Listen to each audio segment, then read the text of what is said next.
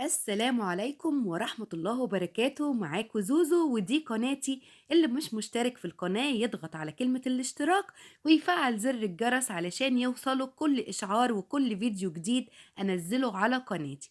بما إننا كده بقى وصلنا كده لفصل الشتاء، كلنا بنحب نحمص السوداني. تعالوا بينا نشوف أنا حمصت السوداني ده إزاي علشان يملى كده ريحة البيت بالخير والبركة. بس أنا النهاردة هقول لكم معلومات انا شخصيا ما كنتش اعرفها عن السوداني، وهقول لكم السوداني ده جالي منين.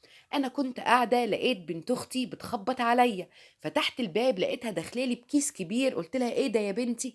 قالت لي ده سوداني. قلت لها سوداني انت جبتيه منين؟ قالت لي ده احنا كنا زارعينه السنه دي في الارض. قلت لها هو السوداني بيتزرع؟ قالت لي ايوه بيتزرع. قلت لها والله انا عن نفسي كنت اول مره اعرف ان السوداني بيتزرع. قالت لي لا والله ده احنا زارعينه السنه دي، لان هي متجوزه في قريه جنبنا في ارياف. فقلت لها طيب والله ده انا اول مره اعرف المعلومه دي. فواحنا قاعدين قالت لي ايه هتعمليه ازاي؟ قلت لها هحطه في الصاج وهرش ميه وهحط عليه الملح وخلاص، زي اي سوداني انا متعوده احمصه. قالت لي لا، ده لازم يتغسل. قلت لها السوداني هيتغسل؟ قالت لي ايوه، مش مزروع في الارض وفي طينه وفي تراب وفي رمله واحنا مجمعينه، يبقى لازم السوداني يتغسل. فقالت لي طيب بس قومي هاتي بوله وحطي فيها ميه وتعالي كده ادخلي المطبخ وحطي كده السوداني في قلب البوله في الميه. فعلا زي ما انتوا شايفين كده، اخدت السوداني وحطيت البوله في الحوض وفتحت الميه عليها ونزلت السوداني، وبصوا شايفين شكل الميه عامل ازاي. بصراحه انا كنت اول مره اعرف المعلومات دي واعرف ان السوداني بيتزرع. ما علينا، انا لما عرفت المعلومات دي انا قلت ايه، اوريكم واقول لكم على اللي انا عرفته، لان اكيد في ناس كده زي حالاتي ما تعرفش ان السوداني بيتزرع. فاللي عارف يكتب لي في الكومنتات، واللي ما كانش يعرف كده زي حالاتي يقول لي برضو ان هو ما كانش يعرف. فلقيتها بتقول لي غيري الميه بتاعت السوداني مره واتنين وتلاته لحد ما تلاقي الميه نضفت وبقت زي الفل. فعلا عملت هي زي هي ما قالت لي، والسوداني بتاعي راح زي الفل كده زي ما انتوا شايفين.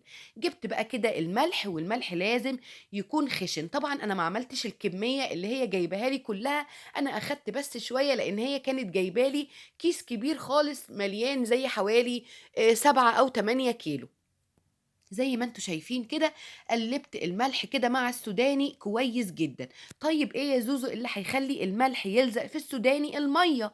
طبعا احنا في يعني قبل ما نعرف موضوع ان هو بيتغسل وكده كنا بنرش ميه ونرش الملح علشان الملح يلزق في السوداني. المره دي بقى كده السوداني مغسول، يبقى الملح هو اللي هيلزق في السوداني بسبب الميه اللي انا غسلت بيها السوداني. ادي شكل السوداني بتاعي اهو. يلا بينا كده بقى نجيب صاج وندخله الفرن، ونكون مسخنة الفرن قبلها بحوالي 10 دقايق. انا عايزة درجة حرارة الفرن تكون عالية جدا. ادي شكل السوداني بتاعي اهو. فردته كده في الصاج زي ما انتوا شايفين بايديا، ومن فترة للتانية وهو في الفرن بقيت اقلبه واجيب اللي فوق تحت واللي تحت فوق لحد ما الاقي السوداني لونه بيتغير واحس بالقرمشة كده بتاعته في ايديا. وهوريكوا شكله بعد ما هيخرج من الفرن هيكون عامل ازاي. ادي كده السوداني بتاعي اهو، هدخله الفرن واوريهولكوا بعد ما يطلع من الفرن. ادي الشكل السوداني بتاعي اهو بعد ما خرج من الفرن. عايزه نقول لكم احلى زياره جات لي، حسستني بالخير والبركه، وريحه البيت كانت مقلوبه بسبب السوداني وانا بحمصه. هعرف ازاي بقى كده ان السوداني اتحمص؟ باخد واحده كده واطلع السودانيه وافركها كده بايديا، بلاقي اللي هي الورقه البني اللي هي مغطيه السودانيه بتتفرك في ايديا كده بكل سهوله. هوريكم واحده كمان، بصوا. ادي اهو، وادي السودانية كده من جوه يا دوب كده بايديا كده بفركها بلاقيها بتتفرفت على طول. ادي كده شكل السوداني بتاعي، وادي المعلومات اللي قلتلكوا عليها. وان شاء الله تجربوا الوصفة بتاعتي وتطلع كمان احسن مما انا قلتلكوا عليها. ربنا يحسن ما بين ايديكوا حبايب قلبي.